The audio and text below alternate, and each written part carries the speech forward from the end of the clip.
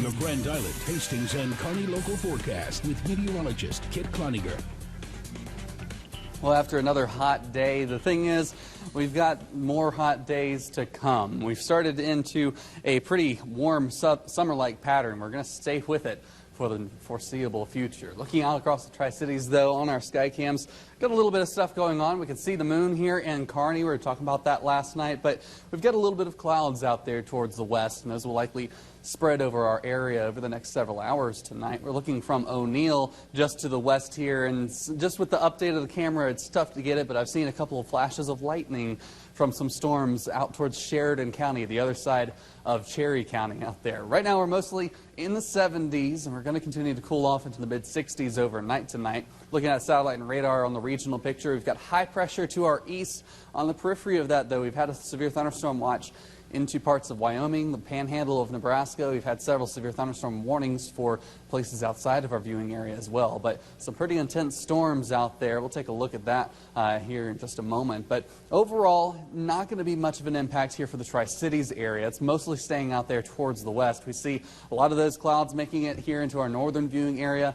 Like I said, those will likely spread into our Tri-Cities area overnight. So it's not going to be all that clear of a night, but the next several days should be mostly on the clear side of things. We do have a slight risk for severe weather out there towards the panhandle, and that's going to continue over the next several hours tonight as these diminish. Once it gets into the green, the marginal, and outside of that, they should begin to diminish outside of there. So that severe thunderstorm warning right there, that's severe thunderstorm watch until 10 o'clock. Of course, these are outside of our viewing area. But the thing is, we've got a lot of pretty frequent lightning with these storms. We'll just take a query on that, as we've seen some places with this severe thunderstorm warning until 9 o'clock.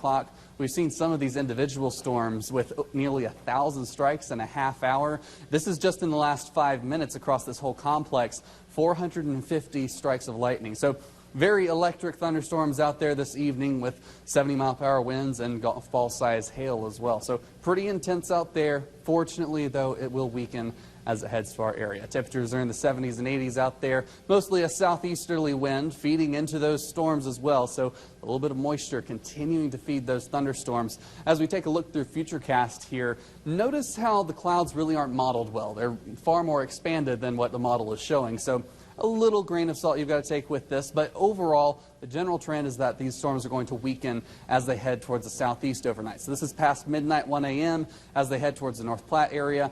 You might see a complex of what's called a mesoscale convective vortex. Basically, when thunderstorms die overnight, sometimes they just sort of leave spinning clouds. It's really just a cool thing to look at on satellite, but that could spark off maybe another couple of thunder showers as that progresses towards the southeast. So around the Tri-Cities or greater central Nebraska area tomorrow, we might see a little bit of a shower activity, but it's not going to be all that big of an impact. In the meantime, lows tonight dropping back into the mid-60s across most of the area, some places into the 50s out there towards the west.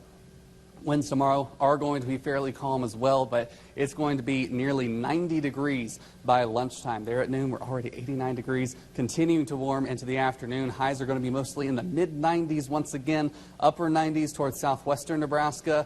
In the next several days, we're going to see those temperatures go up, and the dew point's going to go up as well. Today was pretty dry. It felt nice out there, even though we were in the mid-90s, but we're going to be looking at the heat index by Tuesday and Wednesday, over 100, and the actual air temperature might even break 100 degrees. So not a whole lot of relief for the heat coming in the next 7 days, Alicia.